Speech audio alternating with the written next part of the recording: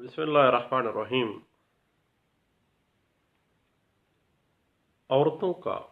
حق وراثت کے حوالے سے یاد رکھیے گا کہ پاکستان بننے سے پہلے برصغیر پاک و ہند میں مسلمانوں کے حق وراثت خواتین میں صرف رواجی قانون کے اوپر منحصر تھا اس بات کا، اور رواجی قانون پنجاب لاز ایکٹ کی سیکشن 5 کے تحت ہوتا تھا، اور عورتوں کے وراثت کے حق کے بارے میں مختلف خاندانوں میں ان کے رواجوں کے مطابق مختلف معاملہ تھا، اور خاندان کی جو مورثی پراپرٹی تھی ان میں عورتوں کو رواج کے نام پر حق نہیں دیا جاتا تھا۔ 1947 میں جب پاکستان بن گیا، اس کے بعد 1948 کے اندر اور 1951 کے دوران پاکستان کے مختلف صوبوں کے اندر شریعت کے اطلاق کے قانون میں ترمیم کے بعد عورتوں کو ایگریکلچرل لینڈز کے اندر وراثت کے حصہ جو ہے وہ ڈٹرمن کیا گیا۔ اس کے بعد 1962 آ گیا اور ویسٹ پاکستان مسلم پرسنل لا نافذ کیا گیا، اور 1962 میں ویسٹ پاکستان مسلم پرسنل لا کے حوالے سے اگر ہم دیکھیں تو وراثت اور عورت کا حق وراثت جو ہے اس کو کچھ حد تک ڈٹرمن کر دیا گیا ہے کہ ایک عورت کا وراثت کے اندر حصہ خواہ فوت ہونے والا شخص جو ہے جو وراثت چھوڑ رہا ہے اس نے وصیت کی ہے یا نہیں کی ہے، عورتوں کو اسپیسیفک پورشن کے ساتھ رواجوں سے بالاتر ہو کے شریعت محمدی کے مطابق ان کو ان کا حق دیا جانا جو ہے وہ مانا گیا۔ اور اس کے بعد 1962 کے اندر 1937 کے شریعت ایکٹ اور صوبہ سرحد کے اندر جو شریعت ایکٹ کا نفاذ جو تھا وہ منسوخ ہو گیا، اور مسلم پرسنل لا جو ہے شریعت ایکٹ کے نام سے 1962 کے اندر پریویل کر گیا، اور 1962 کے قانون سے پوری طرح مسلم جو قانون وراثت تھا اس کا نفاذ ان دا ایکچوئل اسپرٹ تو نہ کیا گیا، کیونکہ پنجاب لاز ایکٹ کی سیکشن 5 کے تحت ایک حد تک جو کسٹمری لاز تھے جو پنجاب کی حد تک وہ پھر بھی پریویل کرتے رہے۔ اس کے بعد پھر 1983 آ گیا، اور 1983 کے اندر سپریم کورٹ کے اندر شریعت ایپلٹ بینچ بیٹھا۔ بھلا ہو اس وقت کے سپریم کورٹ کے شریعت ایپلٹ بینچ کا جس نے پنجاب لاز ایکٹ جو کہ رسم و رواج کی بنا پر عورت کو حق وراثت سے محروم کیے بیٹھا تھا، اس کی سیکشن 5 کو کالعدم قرار دے دیا۔ اس کے بعد 1983 کے اندر سپریم کورٹ کا جو شریعت ایپلٹ بینچ تھا اس نے واضح کر دیا کہ جب بھی وراثت اور جانشینی کا معاملہ آ جائے گا تو پھر مسلم پرسنل لا جو ہے محمدن لا جو ہے وہ پریویل کرے گا۔ اس کے بعد جون 2008 کے اندر عورتوں کے خلاف رواجوں کی روک تھام کے لیے مجموعہ ضابطۂ فوجداری کے اندر ترمیم کا ایک بل پیش کیا گیا تھا۔ فوجداری قانون میں ترمیم کا بل اسمبلی میں پیش کیا گیا، اور اس میں عورت کو حق وراثت سے محروم کرنے کو جرم قرار دینے کے لیے ایک تجویز پیش کر دی گئی، حتیٰ کہ 15 نومبر 2011 کو خواتین کے استحصال اور خواتین کے ساتھ روا معاشرتی جو ناانصافی تھی اس کے خلاف باقاعدہ طور پر عورتوں کے خلاف رواجوں کی روک تھام کے لیے فوجداری قانون کا بل پاس کیا گیا، اور اس بل کو خواتین دشمن روایات کو روکنے کا امتناع کا ایکٹ 2011 کا نام دیا گیا تھا۔ اور اسی ایکٹ کے اندر، اسی بل کے ذریعے سیکشن 498A کا اضافہ کیا گیا فوجداری قانون کے اندر، اور اس میں واضح کر دیا گیا کہ 498A کے تحت اگر کوئی شخص دھوکہ دہی سے یا غیر قانونی طریقہ کار سے وراثت کے آغاز کے وقت کسی بھی عورت کو کسی بھی قسم کی جائیداد، خواہ وہ موویبل پراپرٹی ہے خواہ وہ اموویبل پراپرٹی ہے، حق کے وراثت سے اگر وہ محروم کر دیتا ہے اس عورت کو، تو اس شخص کو 10 سال تک سزا ہوگی، لیکن 5 سال سے کم اس کو سزا نہیں دی جائے گی، یا 10 لاکھ روپے جرمانہ، یا دونوں سزائیں اکٹھی دی جائیں گی۔ اس کے علاوہ ہمارے ہاں رسم و رواج کے نام پہ ایک بہت بڑا ظلم تھا اس وقت کہ خاندان کی مجبور اور بےکس خواتین کی، بیٹیوں کی، بہنوں کی قرآن پاک سے شادی کا ایک قبیح رسم چل رہی تھی۔ اب قرآن سے شادی جب ہم پہلے سوچتے تھے، چھوٹے تھے اس وقت، تو ہمیں معیوب سا لگتا تھا۔ پھر وقت کے ساتھ ہمیں پتہ چلا کہ بنیادی طور پر قرآن مجید سے شادی والا جو چکر ہے نا، جو رسم و رواج، یہ جہالت کی رسمیں انہوں نے بنائی ہیں، بنیادی طور پر خاتون کا حلف قرآن پاک پر کہ وہ اپنی زندگی کے باقی جو دن رہ گئے ہیں وہ غیر شادی شدہ گزارے گی، قرآن پہ وہ حلف دیتی تھی، یا وراثت کا تقاضا نہیں کرے گی۔ اس کو قرآن کے ساتھ شادی کا نام دے دیا گیا تھا، اور یہ بہت بڑی قبیح رسم ہمارے معاشرے میں سرایت کر گئی تھی۔ بنیادی طور پر یہ رسم جو ہے جائیداد پر قبضہ کرنے کے لیے اور خواتین کو حق وراثت سے محروم کرنے کے لیے گھڑی گئی تھی، اور خود خواتین دشمن روایات امتناع ایکٹ 2011 کے اندر ایک سیکشن 498C فوجداری قانون کے اندر ترمیم کے لیے رکھی گئی تھی، اور 498C میں کہا گیا کہ جو کوئی بھی مجبور کرے گا یا ارینجمنٹ اس بات کا کرے گا یا اس کو فیسیلیٹیٹ کرے گا کہ کسی عورت کی قرآن پاک سے شادی ہو سکے، تو اس کو اتنی مدت کے لیے سزا دی جائے گی، تو زیادہ سے زیادہ 7 سال، کم سے کم 3 سال، اور 5 لاکھ روپیہ جرمانہ ہوگا۔ 498 ایک سیکشن جو ہے فوجداری قانون میں انٹروڈیوس کروائی گئی کہ قرآن سے شادی کو ممنوع قرار دے دیا گیا۔ کوئی بھی جو اس کو ارینج کرے، اس کو فیسیلیٹیٹ کرے یا کسی کو مجبور کرے، اس کو 498C کے تحت سزا دی جائے گی۔ اب بات آ جاتی ہے ہمارے معاشرتی پیراڈائم کی۔ پاکستانی معاشرہ چونکہ ہندوازم سے آہستہ آہستہ آگے پریویل کرتا گیا ہے، رسم و رواج وہ بھی آج ہی اسی طرح کی معاشرے میں پریویل کر رہی ہیں۔ بنیادی طور پر پاکستانی معاشرے میں عورت کو اس قابل نہیں سمجھا جاتا تھا کہ وراثتی جائیداد میں اس کو حصہ دیا جائے۔ خاتون کی شادی کے وقت اس کو سامان جہیز دے کر وراثت سے محروم کر دیا جاتا تھا۔ پھر گاہے بگاہے خرچ کے نام پر خیرات کی صورت میں رقم لوگ بہنوں بیٹیوں کو دیتے تھے، اور عورتیں بیچاری مجبور ہو کر جائیداد اور میکے میں سے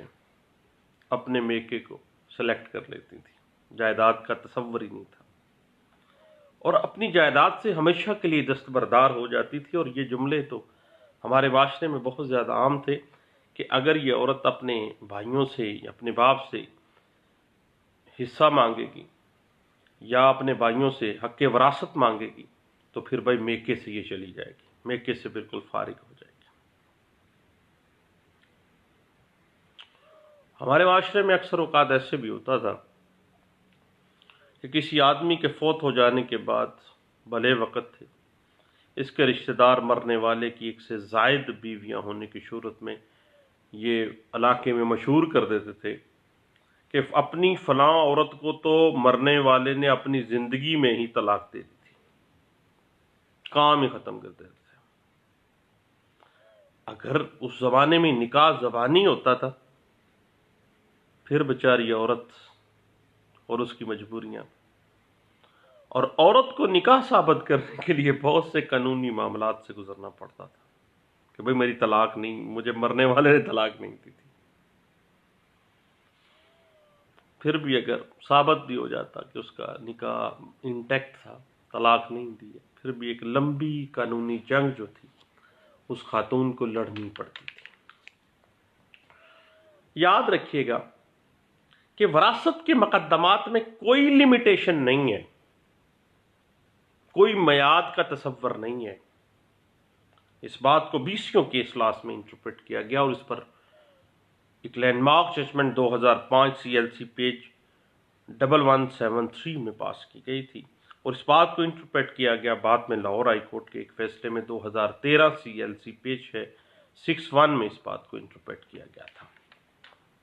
ابھی پچھلے دنوں سپریم کورٹ آف پاکستان میں ایک بڑی لینڈ مارک ججمنٹ آئی کہ عام طور پر دیکھا گیا ہے دیہاتوں کے اندر پاکستانی معاشرے میں کہ خواتین جو حق وراثت میں زمین آتی ہے وہ اپنے بھائیوں کے حق میں اپنی وراثت کے حق سے دستبردار ہو جاتی ہیں، خود ہی لکھ کے دے دیتی ہیں کہ ہم نے اپنا حصہ چھوڑ دیا اپنے بھائی کو، یا اپنے دوسرے جو عزیز و اقارب ہیں ان کو ہم نے حصہ چھوڑ دیا۔ سپریم کورٹ آف پاکستان نے واضح کر دیا کہ اگر عورت کسی دوسرے وارث کے حق میں اپنا حق دستبردار ہو جاتی ہے، اپنا حق ویو آف کر دیتی ہے، تو وہ اپنے وارثان کا حق غصب کر رہی ہوتی ہے، اور یہ قانون خلاف اسلام ہے۔ اسلام میں اس چیز کی ممانعت کی گئی ہے، اور آئین اور قانون اس کو حق دے رہا ہے وراثت کا، اور وہ خود اپنے جائز حق سے دستبردار ہو رہی ہے۔ تو سپریم کورٹ آف پاکستان نے کہا کہ پاکستانی معاشرے میں اس طرح کی پریکٹسز کو سناب کرنا ہوگا، اور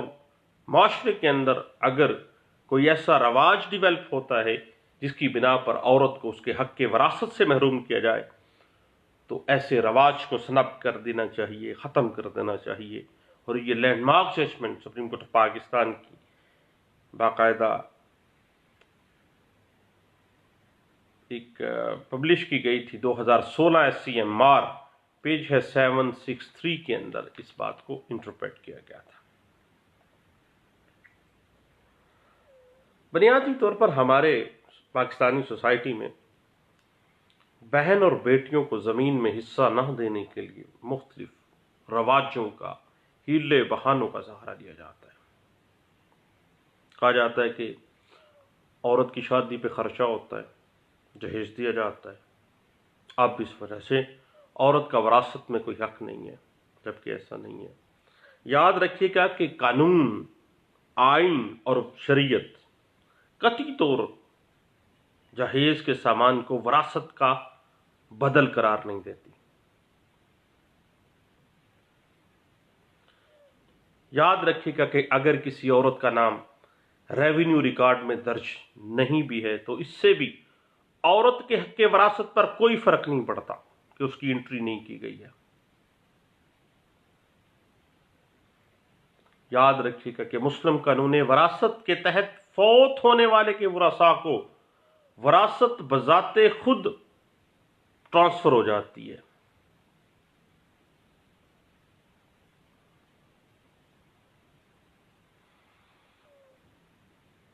کیونکہ ریونیو ریکارڈ کے اندر صرف زمین کے انتظام کا ریکارڈ ہوتا ہے، ورثاء کا کوئی ثبوت وہاں پہ کوئی نہیں ہوتا ہے۔ اور بعض اوقات وراثتی جائیداد کے اندر عورت کو ایڈورس پوزیشن کی بنا کے اوپر بھی حق وراثت سے محروم کیا جاتا ہے۔ اسی وجہ سے آئین، قانون اور شریعت حق وراثت کے معاملات میں کسی قسم کا کوئی میعاد مقرر نہیں کرتی،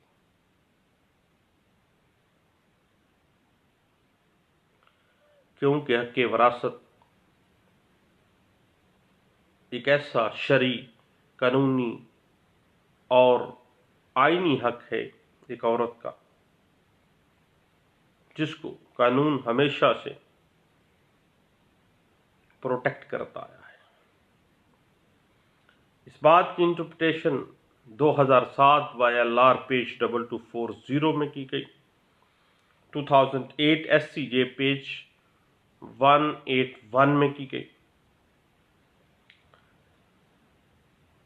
ایک اور مس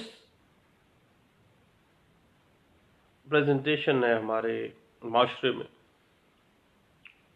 غلط فہمی ہے ہمارے معاشرے میں کہ وراثت کی جائیداد کا قبضہ جو ہے نا، وہ چونکہ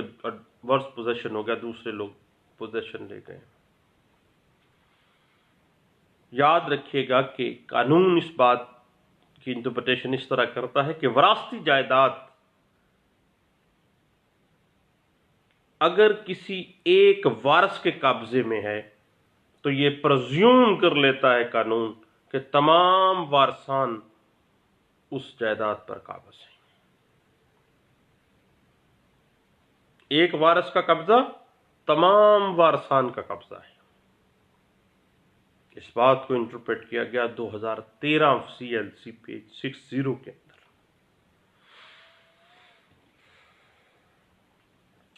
اب پاکستان پینل کوڈ تعزیرات پاکستان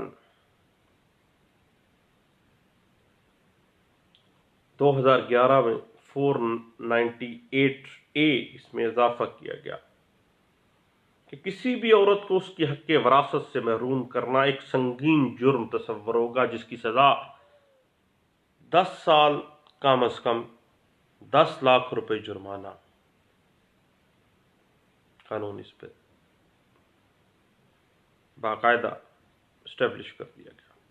اور اس 498A کی interpretation supreme court of Pakistan میں 2016 میں جب کی گئی تو اس بات کو رپورٹ کیا گیا تھا 2016 SCMR پیج 763 کے اندر۔ یاد رکھیے گا کہ بعض اوقات خام خواہ میں یہ مشہور کر دیا جاتا ہے کہ وفات پانے والا جو مالک تھا، اس نے اپنی فلاں اولاد کو یا عورت کو یا لڑکی کو جو گھر سے بھاگ گئی تھی، اس نے اپنی پسند کی شادی کر لی تھی، تو پسند کی شادی کرنے کی بنا پر اس جائیداد مالک نے، اس کے باپ نے اس لڑکی کے، اس کو تو وراثت سے عاق کر دیا تھا۔ یاد رکھیے گا اگر کوئی کسی کو عاق بھی کر دے، عاق کی قانون میں کوئی حیثیت نہیں ہے، اگر کوئی عاق کر بھی دیتا ہے تو عاق کرنے کی بنا پر اس کے حق وراثت پہ اثر انداز نہیں ہوا جا سکتا۔ حق وراثت same as it is intact رہے گا اس کا، اور اس کو اس وراثت میں سے اتنا ہی حصہ ملے گا جتنا دوسرے وارثان کو شریعت کے مطابق ملے گا۔ اب پاکستانی معاشرے کے اندر عورت کو دباؤ ڈال کے بعض اوقات اب حق چھڑوا لیا جاتا ہے، حتیٰ کہ ایگریمنٹس کروا لیے جاتے ہیں۔ اس طرح کے ایگریمنٹس کو قانون تسلیم نہیں کرتا۔ اگر کسی عورت نے اپنے بھائی کے لیے اپنی پراپرٹی، انہیریٹڈ پراپرٹی، وراثتی جائیداد چھوڑ دی ہے، قانون اس معاہدے کو کچھ نہیں سمجھتا، اس معاہدے کی قانون کی نظر میں کوئی حیثیت نہیں ہے۔ یاد رکھیے گا، اگر کوئی شخص اپنی بیوی کو طلاق دیتا ہے اور دوران عدت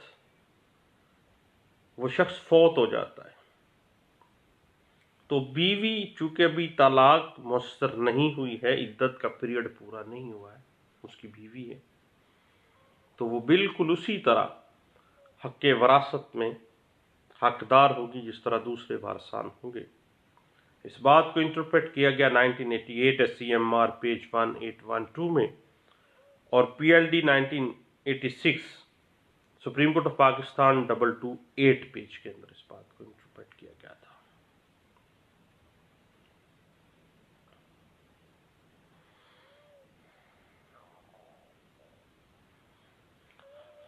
اصل میں وراثت کے ایک بہت زیادہ غلط فہمی ہمارے ہاں پائی جاتی ہے کہ کوئی دعوے کی ضرورت ہے، کسی ڈیمانڈ کی ضرورت ہے۔ جو ہی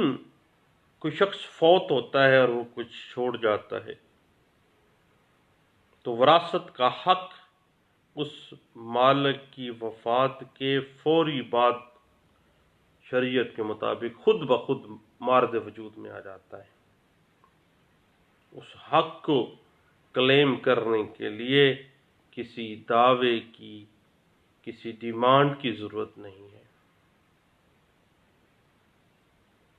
خود بخود وارثان کو وراثت ٹرانسفر ہو جاتی ہے۔ اس بات کو 2004 SCMR پیج 1391 میں انٹرپریٹ کیا گیا تھا۔ اور بعض اوقات ریونیو ریکارڈ کے اندر جان بوجھ کر کسی کا نام سکپ کر جاتے ہیں، خواتین کا، تو ریونیو ریکارڈ کی غلطی کسی قانونی وارث کو اس کے حق وراثت سے کسی عورت کو محروم نہیں کر سکتی۔ اس بات کو واضح کیا گیا 1996 SCMR پیج 1964 کے اندر۔ ایک بڑا اہم مقدمہ سامنے آتا ہے جس میں ایک شخص نے ریونیو ریکارڈ میں رد و بدل کے لیے ایک غلط عورت کو کسی اور عورت کو اپنی بہن، فرضی بہن بنا کے پیش کر کے بیان کروا لیا۔ اب اپنے حق میں جب اس نے اس فرضی بہن کے بیان کروائے تو اصل بہن کا حق جو ہے وہ غصب کر گیا۔ اب معاملہ یہ ہے کہ کسی عورت کو حق وراثت سے محروم کرنا ایک بہت بڑا جرم تصور کرتا ہے قانون، اور قانون یہاں تک کہتا ہے کہ ایسے لوگوں کے ساتھ کسی قسم کی کوئی رعایت نہیں برتنی چاہیے تاکہ معاشرے سے اس طرح کی جو پریکٹسز ہیں وہ ختم کی جا سکیں۔ اور لاہور ہائی کورٹ کے اندر اس بات پر ایک کمپریہنسو بحث کی گئی تھی، اور یہ رپورٹ ہوئی تھی 2010 PCRLJ پیج ہے 713 کے اندر۔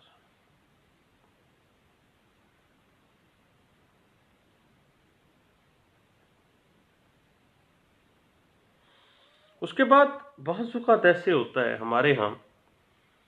کہ ریونیو ریکارڈ کے اندر جان بوجھ کر انٹری نہیں ڈلوائی جاتی، تو یاد رکھیے گا کہ ریونیو ریکارڈ کے اندر کچھ چھوڑ دینا، کسی کا نام نہ ڈالنا وہاں پہ کسی کو حق وراثت سے محروم نہیں کرتا، اور اس پہ کوئی لمیٹیشن نہیں ہے۔ جب پتہ چلے وہ عورت جو ہے فوری طور پر اپنے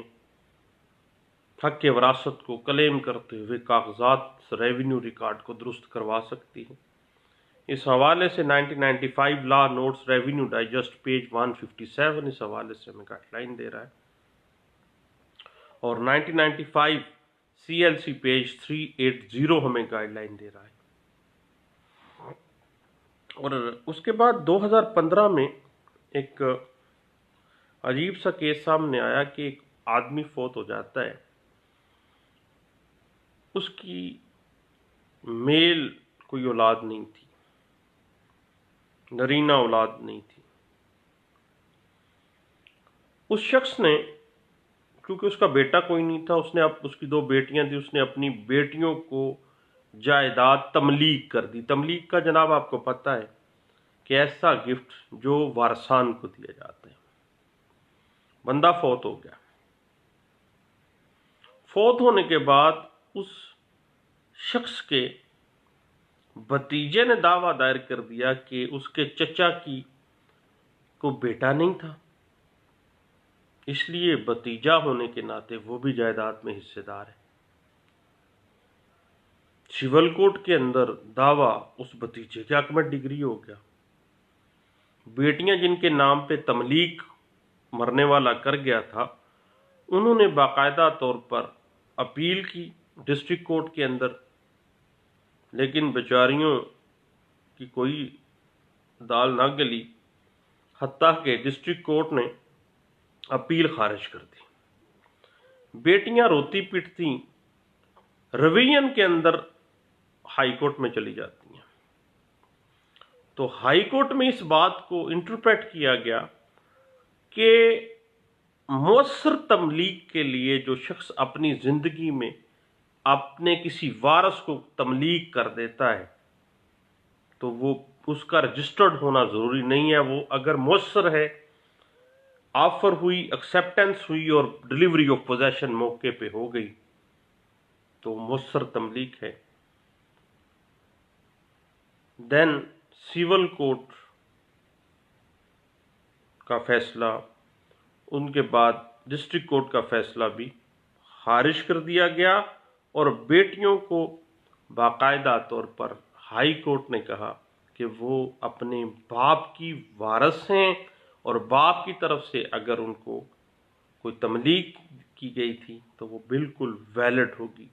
اور یہ بات انٹرپریٹ ہوئی 2015 CLC پیج 902 میں اس بات کو انٹرپریٹ کیا گیا تھا۔ اسی طرح 2015 کا ایک لاہور ہائی کورٹ کا ایک لینڈ مارک ججمنٹ تھی، اس طرح سے تھا کہ رواجوں کے تحت پنجاب میں آپ کو پتہ ہے کہ بہت زیادہ رواج ہیں خواتین کو حق کے وراثت سے محروم کرنے کے لیے۔ اب رواج کے تحت ایک خاتون کو انتقال وراثت سے محروم کر دیا گیا، حتیٰ کہ وہ بیچاری فوت ہو گئی۔ اس کے فوت ہونے کے بعد اس کے خاوند اور اس کے بیٹے جو ورثاء تھے، انہوں نے دعویٰ دائر کر دیا کہ مرحومہ جو تھی اس کو وراثت میں سے رواج کے مطابق غلط طور پر اس کے حق وراثت سے محروم کر دیا گیا تھا، اگر اس وقت اس کو وراثت دی جاتی تو وہ وراثت ہمارے پاس بھی آتی۔ دعویٰ دائر انہوں نے بیچاروں نے کر دیا، سول کورٹ نے دعویٰ ڈگری کر دیا۔ جو پہلے سے اس عورت کو محروم کر چکے تھے حق وراثت سے، وہ لوگ فوری طور پر